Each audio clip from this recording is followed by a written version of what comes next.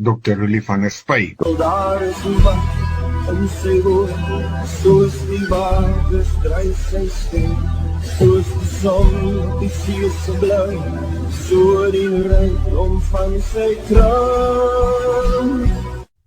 Luisteraars, ons praat weer vanmôre met Dr. Rulie van der Spy.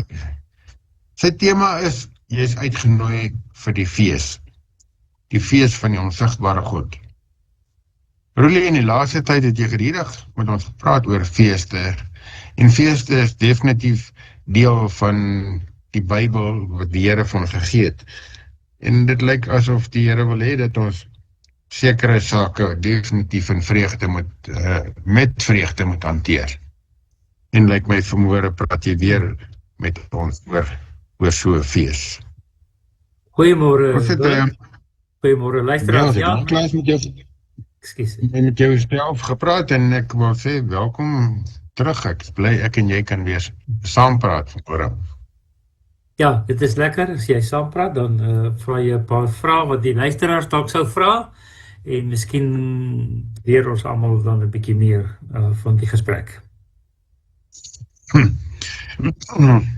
Ja, Rulie, die fees van die onsigbare God vanmôre. Ja, nou ek weet nie wie van julle onthou my vorige praatjie nie.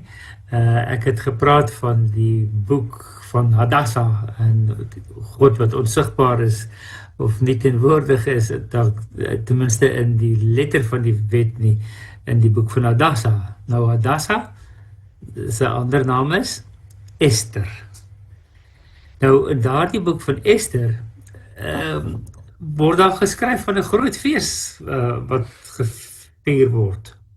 En Esther het mense uitgenooi na 'n fees, 'n paar feeste, maar aan die einde van die boek is daar weer 'n fees gevier oor wat God gedoen het. Ten spyte van die feit dat God nooit genoem is of sigbaar is in die boek Esther nie.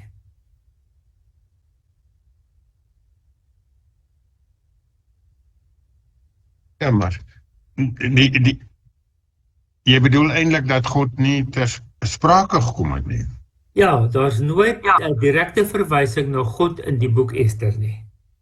En tog vier hulle fees oor wat God gedoen het.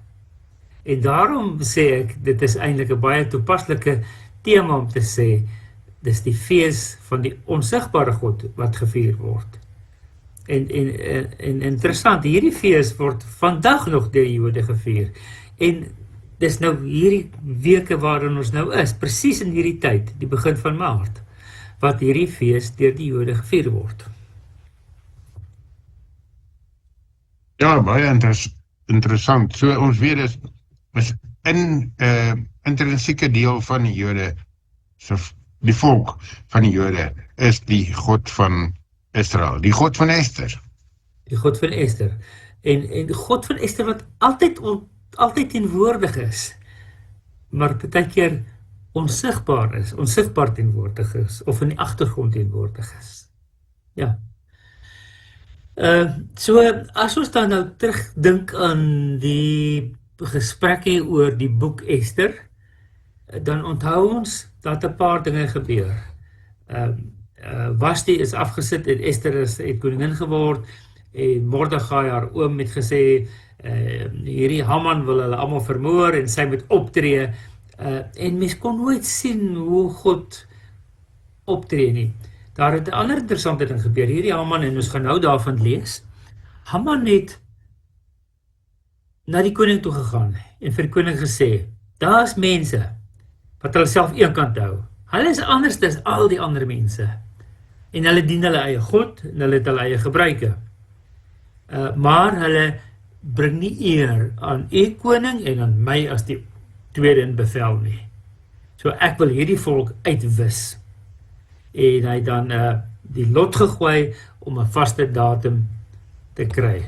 Nou, dit is dan ook waar die naam van die fees vandaan kom, wat die Jode vier, wat hierdie geskiedenis herdenk. Die fees se naam is Purim. Nou, Purim, die im is die meervoudsvorm in Hebreëus, pur is die woord, pur, en dit beteken lot, soos 'n dobbelsteentjie, 'n lot is gegooi. om 'n datum te kry.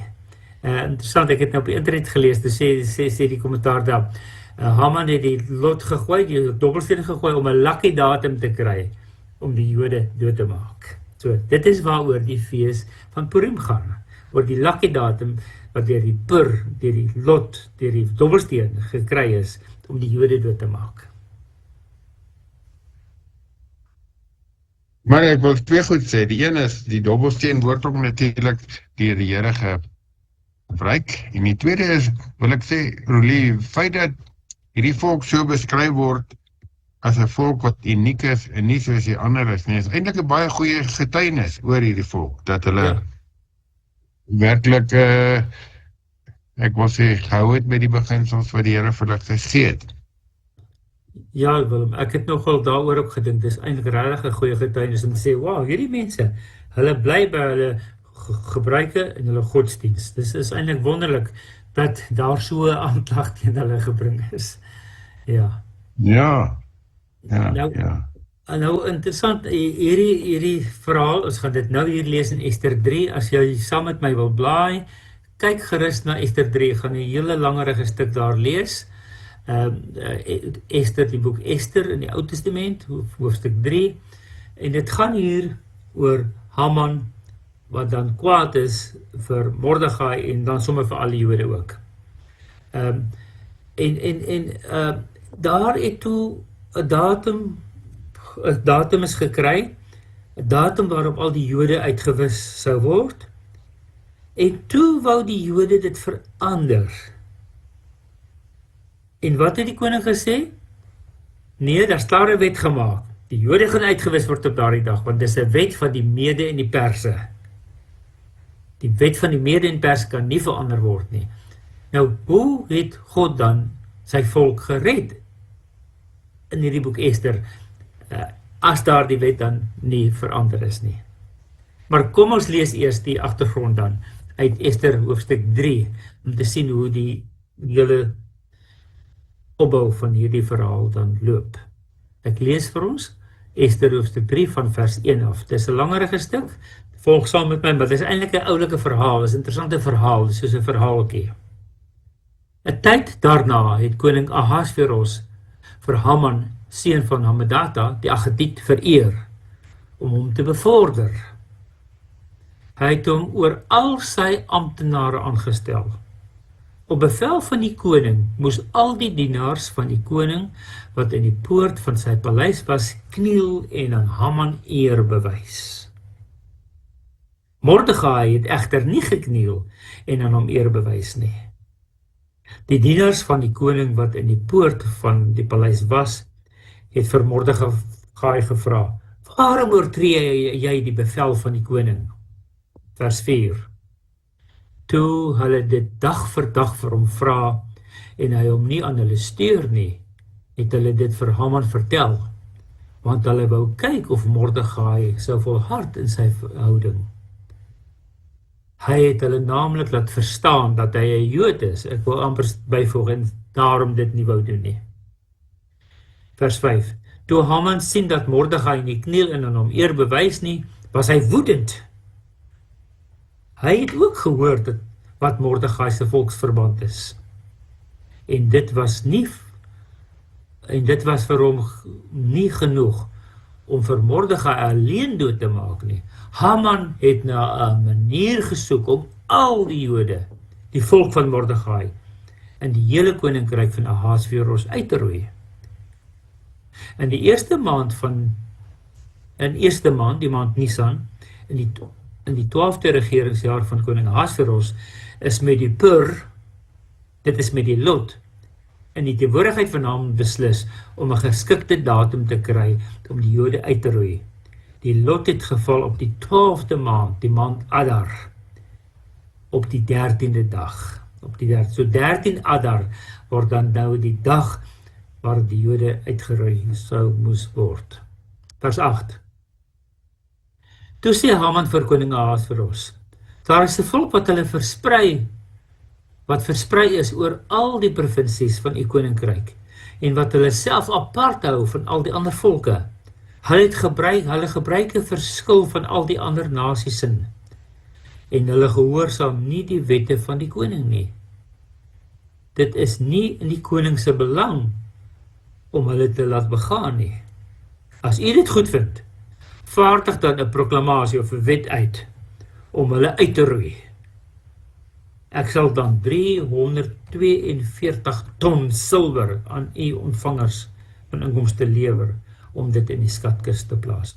So Haman het so met 'n slap storie gekom en gesê, hier is ouens wat nie goed is in die koninkryk, wat nie goed is vir die koning nie. Toe kan ons hulle nie uitwis nie. En natuurlik het die koning ja gesê. So, dit is hoe Haman dit dan reg gekry het om vir Mordegai en sy hele volk te wil uitroei. Dit was dan net 'n werklike teken dat hy baie aggressief 'n wrevel gehad het as hy so bereid was om ook nog soveel, jy weet, soveel ton silwer te lewer, te betaal eintlik om sy grief na vore te laat kom of te verwesenlik. Ja, ek voel daai geld was 'n bietjie omkoopgeld geweest om die koning weet te oortuig. Ja, definitief. Ek wil hierdie ouens doodmaak.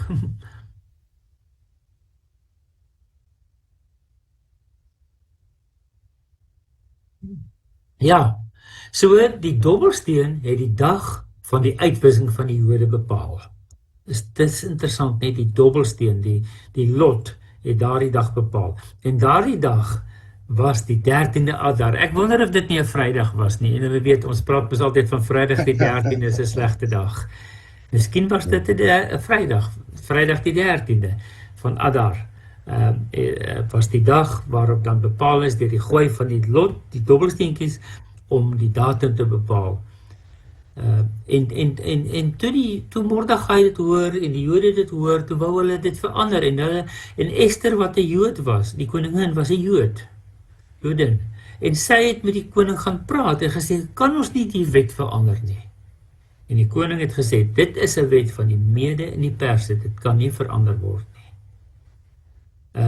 Maar toe het hy tog gesê, julle mag julle self verdedig, wat ek weet nie of hulle nie van tevore het mag gedoen het nie, maar dit was toe nou wat hy hulle toegelaat het en gesê het, organiseer julle self, dat julle self kan verdedig op daardie dag. Dis die beste wat hy dan kon doen. So, maar nou interessant, dis wat ons nou in die Bybel lees. 13 Adar is die dag waarop die Jode uitgeroei sou word. En tot vandag toe nog word Purim deur die Jode gevier op 14 Adar. Hoekom gebeur dit? Willem, luisteraar, verstaan jy hoekom die Jode dan die 14de Adar vier as Purimfees, 'n fees tot eer van die Here, as die Bybel dan sê hulle moes uitgeroei geword het en die wet nie kon verander kon word nie. Ja, as hulle 14 nog leef, dan is waarskynlik baie rede om feest te vier. Ja, dit is presies so. So hoekom vier die Jode dan die fees? En dit lees ons nou in Ester hoofstuk 9. So van hoofstuk 3 spring ons dan na hoofstuk 9 dat nou al die baie dinge gebeur, die gesprekke met die koning wat die goed wil verander, wat nie kan nie, en hulle het planne gemaak hoe om dan die lot van die Jode te verander. En dan lees ons nou in Ester hoofstuk 9, vers 1 en 2. Ester 9, vers 1 en 2. In die 12de maand, dit is die maand Adar, op die 13de dag, moes die wet en die bevel van die koning uitgevoer word. Nou, wat was die wet en die bevel van die koning? Dit is daai wet en die bevel van die koning, wat Haman, die koning nie omgekoop het, deur vir hom daar die tonne en tonne silwer te gee, om die Jode te mag uitwis op die dag van die lot bepaal het, en dit is die 13de Adar. So, toe dit 'n wet geword. En as dit 'n wet van die koning van die Mede en die Perse is, mag die wet nie verander word nie, en die mense moes hierdie wet nakom. So, dat 'n wet gekom wat sê, die Jode gaan uitgewis word op 13 Adar. Nou, ek lees net gou weer. In die 12de maand, dit is die maand Adar, op die 13de dag moes die wet en die bevel van die koning uitgevoer word, om die Jode dood te maak. Dit was die dag waarvoor die vyande van die Jode gewag het om hulle te oorweldig. En luister nou wat die volgende sinnetjie sê. Die omgekeerde het egter gebeur. Die Jode het diegene wat hulle gehaat het, oorweldig. Ja, en dit is eintlik hier waar ons nou by die kruks van die saak kom, hoe God in die agtergrond gewerk het, né? Onsigbaar. Dit is nie, daar word nêrens gesê dat God die volk gehelp het nie, dat God die datum verander het nie, dat God die wet verander het nie. Maar God het vir hulle planne gegee, moed gegee, krag gegee, dat hulle kan terugveg. En soos jy net nog gesê het, Willem, nog op die 14de aan die lewe kon wees. Ja, en jy weet, dit laat my dink, onmiddellik hierdie beere wat eintlik lank van tevore afgespeel het, en miskien nie so lank nie, maar die feit dat Esther dan koningin geword het, is die voorbereiding van deur die Here op 'n manier wat 'n mens op daai oomblik nie kan sien nie, en as jy hier terugkyk van hierdie gebeure af, dan weet jy dat die Here se hand reeds voor hierdie gebeure, voordat Haman kwaad geraak het en na die koning toe gaan het, was die Here reeds voorkomend aan die werk. Of, ek wil nie sê voorkomend nie, dit was die Here se manier om die Jode te bevestig, ek is God, in elke tyd. Net soos vandag, in ons lewe, daar gebeur dinge wat ons baie keer nie voorsien het nie, en dan later kan ons terugkyk en sê, die Here het voorwaar voorsien, op wonderbaarlike maniere. Ja, en dis waarom ek dan gesê, die tema vir die praatjie is, jy word uitgenooi na die fees van die onsigbare God, want God was regtig nog altyd in die werk, alhoewel hy nie sigbaar daar teenwoordig was nie. Maar dis soos ons baie keer sê, hindsight is 2020 vision, hè? As ons terugkyk, dan het ons 2020 visie, en dan sien ons wat gebeur het. Maar kom ons lees nog een ander versie, om dit te bevestig, wat dan daar gebeur het, né? In Ester hoofstuk 8 van vers 16 en 17 af, lees ons nou die volgende. En dit is waar die datum dan van Purim vandaan kom, né? Die Jode moes uitgewis word op die 13de, maar op die 14de het hulle fees gevier, het hulle gerus. So ek lees Ester 8 vers 16 en 17. Die Jode het in die ander provinsies van die ryk het intussen by mekaar gekom en hulle verdedig. Hulle het die bedreiging deur hulle vyande afgeweer en van hulle haters 75.000 man doodgemaak, maar nie op hulle besittings beslag gelê nie. Dit het gebeur op die 13de van Adar, hierdie gevegte, wat hulle moes doodgemaak word en wat hulle teruggeveg het. Dan staan daar, op die 14de van die maand het hulle gerus en het 'n dag van feesvieringe en vreugde gemaak. So, en dit is dan waar die fees van Purim vandaan kom. Die 14de van Adar is die dag van Purim, die dag waar die lot eintlik die datum bepaal het waarop hulle doodgemaak moes word, ek sê die 13de, maar die 14de, soos jy gesê het, Willem, was hulle nog lewend gewees. En dit is hoekom die 14de dan die dag van feesviering en vreugde is. En interessant, dit is presies wat die Jode vandag nog vier. En miskien, luisteraar, as jy hierdie verhaal so van Ester hoor, en van Haman en Mordegai, en koning Ahasveros, sulke snaakse name, en die ryk van die Perse en die Mede, dan dink jy dalk, wow, dis sommer net verhaaltjies. Maar weet julle, in die suide van Iran, kan jy vandag nog na die oorblyfsels van die paleis van koning Ahasveros gaan. Daar's nog plekke waar mens kan gaan, en al hierdie goeders kan sien, en baie van die oud inskripsies is nog teen die klippe sigbaar.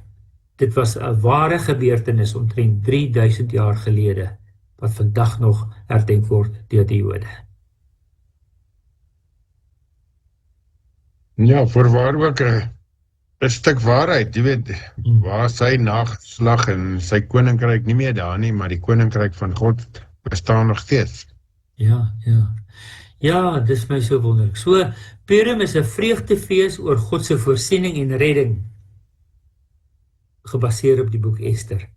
So dit is vir my so mooi, dat dit is waaroor Purim gaan. En dit word hoofsaaklik deur Jode gevier, en deur Messiaanse Jode, met ander Christene, wat ook die Joodse dinge sterk volg. Maar ons kan dit ook 'n fees maak. Want wat doen die Jode op Purim? Hulle bak baie goeders. Hulle bak seker 3 koekies en dit lyk soos 'n moesaatjies, maar soet is, wat soet is, en hulle gee dit vir mekaar.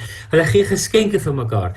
En dit het 'n dag geword waarop die Jode vir mekaar sê, kom ons gee vir ons bure ook 'n bietjie vreugde. Kom ons gee vir hulle 'n geskenkie. Kom ons deel die vreugde wat ons as Joodse volk het, dat God altyd by ons is met ons bure. Is dit nie 'n goeie oproep vir jou en vir my ook nie?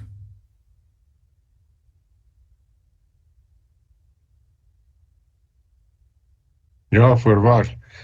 Ja, en ek dink baie keer ons hele lewe wat aan God gewy is, en ons sê aan dankbaarheid, ons kan dit net sowel op 'n konkrete manier meer kere deel met ander. Ja.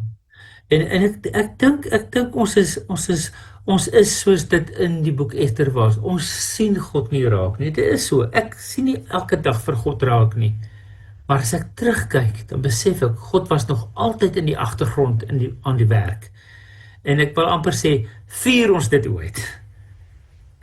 Purimfees is die perfekte tyd om dit te vier, dat jy kan onthou, jy teruggekyk en gesien dat God eintlik nog altyd in die agtergrond aan die werk was. Dan kan ons saam met die Jode die fees van die onsigbare God vier, Purimfees vier.